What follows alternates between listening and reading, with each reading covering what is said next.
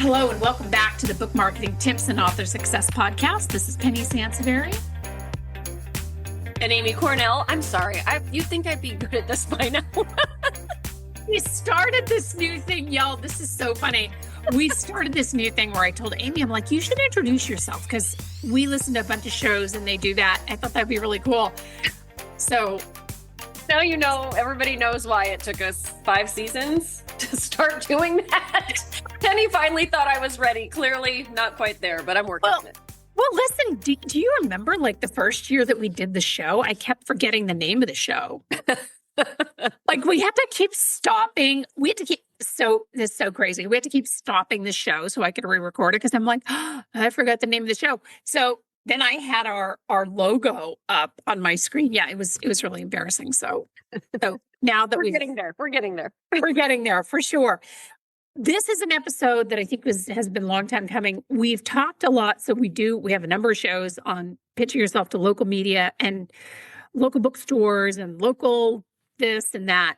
But we have never done a show specifically on getting into your local libraries. And that was kind of the genesis. We really want to start getting more, we want to start zeroing in on these really crucial pieces that we have not addressed. Like I said, we mentioned it in the context of another show, but we haven't really done an entire show on getting your book into libraries.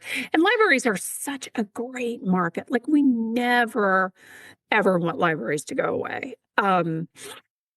So I think the first piece of this is obviously start local. Now, for those of you who live in really rural areas, you're like, oh, I don't have a local library, then you're going to want to start, local adjacent. So whatever is your next town, your next major town, start local, get to know your local library. The staffers there all work on different aspects of library management. So if you're looking to do an event or get your book into the library, you got to find the right person. That's the first piece of this too, because sometimes I've talked to authors who say, well, I tried to pitch my local library, but they didn't really, they didn't want to have me do an event or they didn't want to stock my book. And maybe it just was not right for them, but it could also be that you hit up the wrong staffer. So that's something to be really clear about because they all have their different specialty. Yeah, definitely. And this is a huge one. And it sounds like such an obvious, like, of course, but it's amazing how many authors are not actively involved with their library. Oh, so many. I know that don't have a library card yet. I know. It's one of those things. And I'm not kidding. I would not be surprised if an author pitches their local library and the librarian finds out they don't even have a card. Oh. You know what I mean? Like, can you put me on your shelf? Can you let me do events? They know you want to sell more books, but then you're not even using those resources that they're providing. You're not engaging with the library community. Like, come on. So for sure, get a card if you don't have one. If you have a card and it's dusty or you can't find it, get back in there. Check out some books. Go to some of the events that are already happening and on the schedule. A lot of libraries have, even if you don't write a children's book, a lot of libraries go out of their way to do something special for the kids section. Like, get to know what's there. I mean, our local library, Penny, I love going in there because they always have rotating themes for local artists as well on their upper level. That's great. Yes, there's so many different things there's such a creative group of people, typically. Yeah. The people that work at library, to your point, knowing who works there's so many different events and programs and different aspects of the library. And depending on what you write about, what your topic is, what your genre is, you just never know like which one of the staffers might really resonate with what you offer, or they might be a super fan of the genre you write in. And those are the kind of people that you want to get to know. So definitely be a user of your library, go in, participate, get involved, and just be a good community member, because it will make a difference. And I guarantee you, it would not surprise me if the librarians don't kind of check out your past history, So if you're asking for something, they haven't checked out a book since 1985. Like they're probably thinking like, I'm not going to put you at the top of my list of things to prioritize right now, you know? Yeah.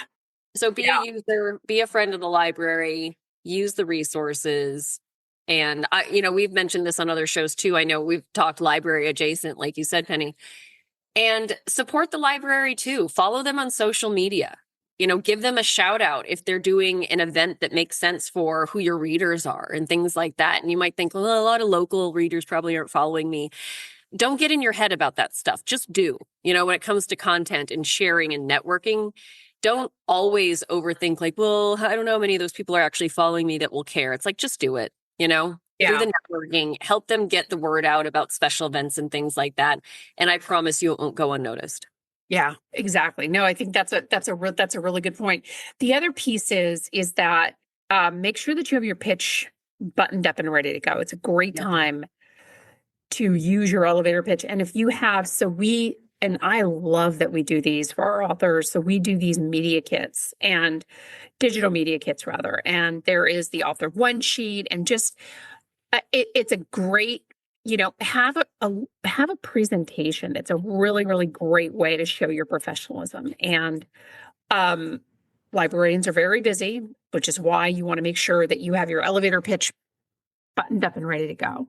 If they ask you what your book is about, you don't want to have some rambling thing that goes on for 20 minutes.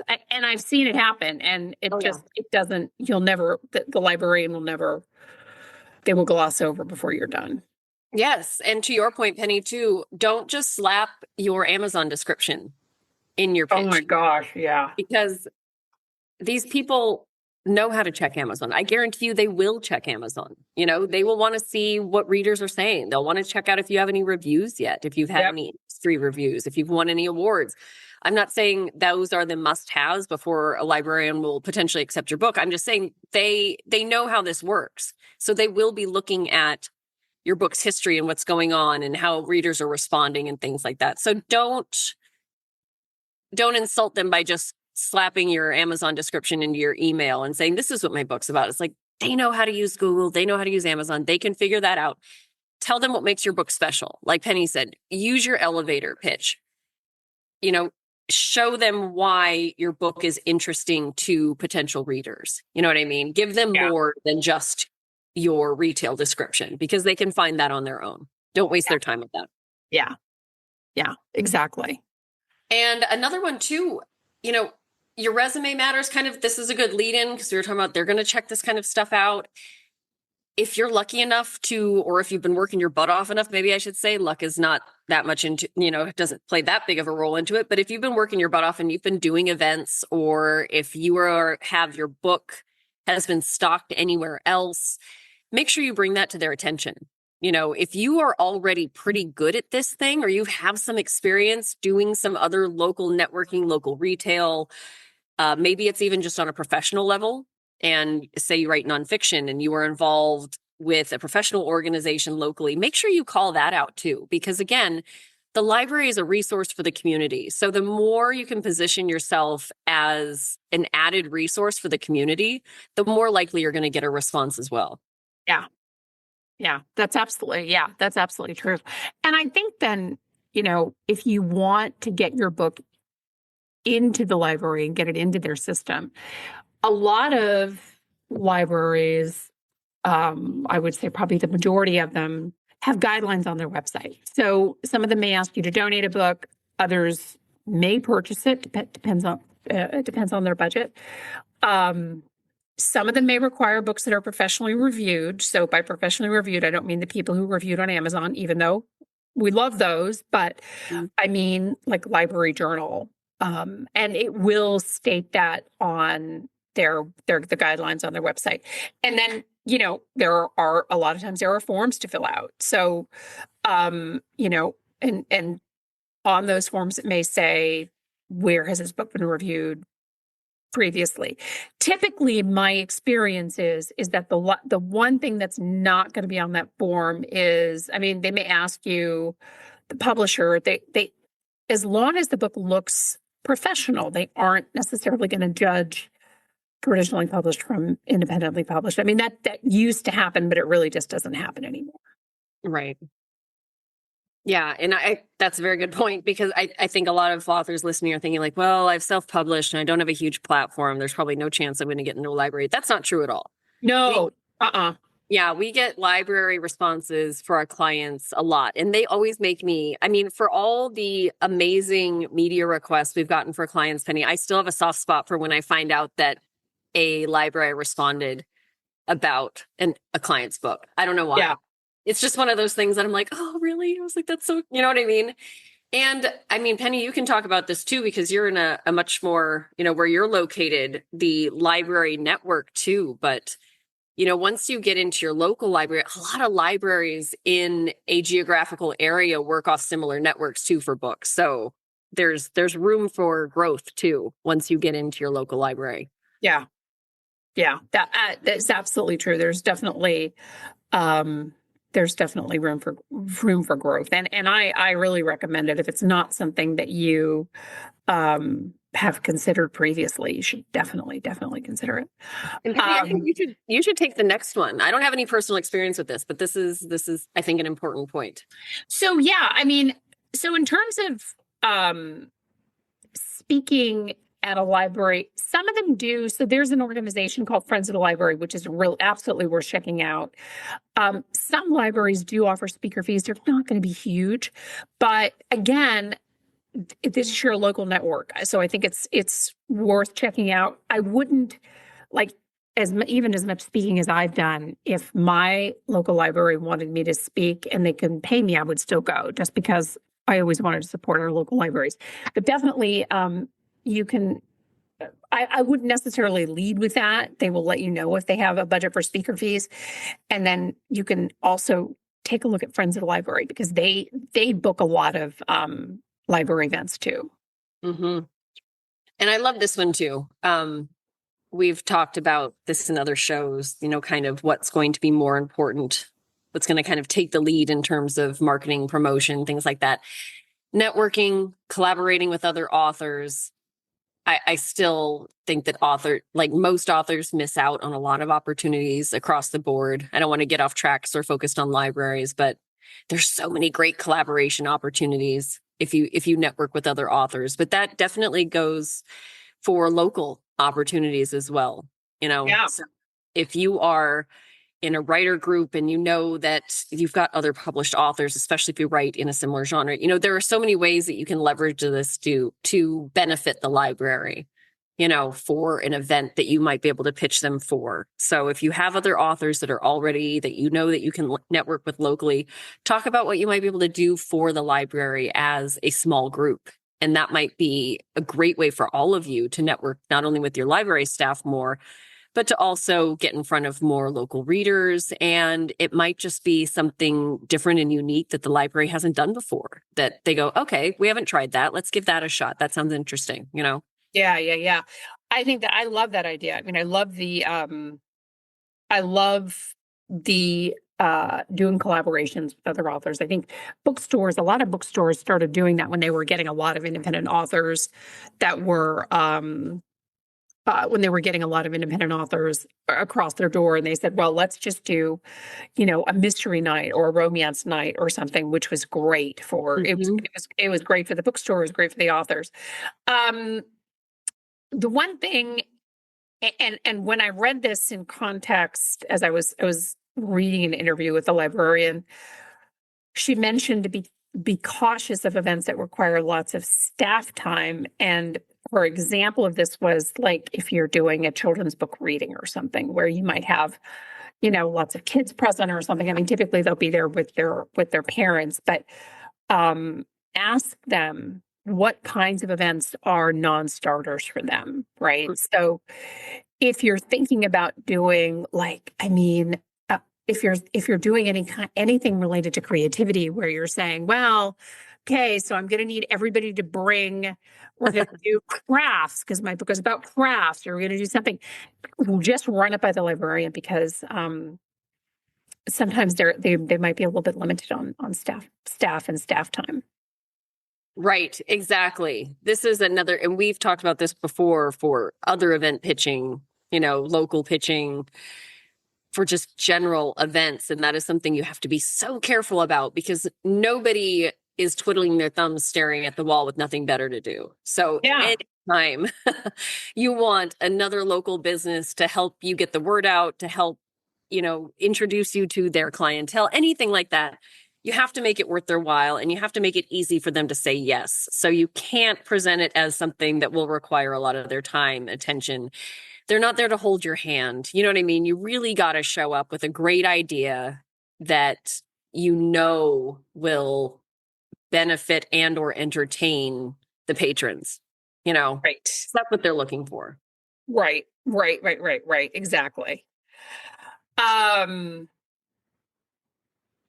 Yeah, I mean, and I think that the more that you can participate with, the more that you can become involved with the library. And, librarians, the other thing though, too, is these libraries talk to one another. Mm-hmm. So if you live in an area that has a few libraries, you could start doing events just, across the board, and really, really, really get into the library network, get your book in there, start doing events, and just really becoming a staple with your local libraries. Mm-hmm. So, and I think that, because a lot of times libraries, and I'm sorry, I know you were talking about events and things like that, Amy, but a lot of libraries have ongoing events. Oh, yeah. So check their calendar to see if there's anything that you could just participate in. Right. Yes, absolutely. I think that's so smart. Our local library does such an amazing job for being in a relatively smaller community. And I'm always so impressed at how much they offer, and for different age groups and for different interests. And again, it's not always about books. They really do try to be a community hub and resource for a lot of different activities and interests and needs. So it's also really great to think outside of the box, get creative. You know what I mean? How else can you participate where it's not just about read my book, order my book. It's all about my book. Like, we get it. Like, that's the end goal. You want more people to know that you have a book out, but it's amazing how much you can accomplish by kind of shaking that off sometimes and focusing on the bigger picture of just being present and getting to know these people and participating. And again, like you said, Penny, show up to some of these events, participate in them. And then once you get to know your library better and what they have coming up, ask if there's a place for you to step in and help out at a future event. That's a great way to get your foot in the door too. Just volunteer to be there and help out with an upcoming event. And that's a great way to get to know the staff too. Yeah, it really, really is. I want to thank you all so much for listening and for your feedback and your show ideas. We got some really, really great show ideas recently. We love those all the time. And thank you for being a listener. We're in our 5th year now. We're very, very excited. And we hope that so far the new year is going well for you. We will see you next time. And thank you again so much for listening. Bye-bye.